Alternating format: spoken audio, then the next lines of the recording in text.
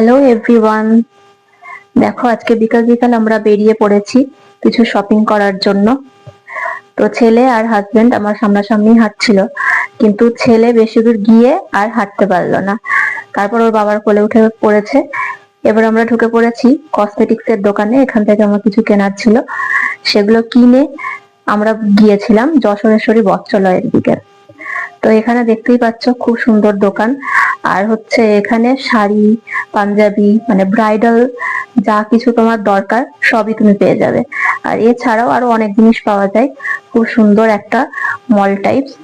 তো এখানে আমরা বেসিক্যালি কিনতে গিয়েছিলাম শাড়ি, তো তোমাদেরকেও একটু দেখাই।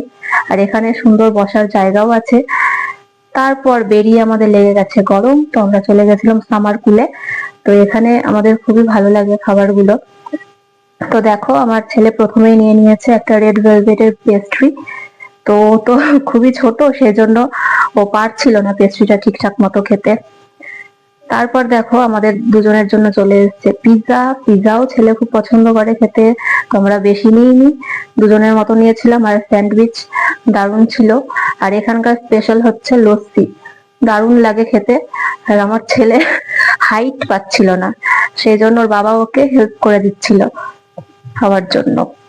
তো এবার দেখো আমরা চলে এসেছি কৃষ্ণনগরের একদম মধ্যভাগে। তারপর আমরা এখান থেকে বেরিয়ে স্টাইল বাজারে চলে গেছিলাম, ওখানেও কিছু কেনাকাটার ছিল। তারপর আমরা গুটি গুটি পায়ে চলে এসেছিলাম বাড়ি।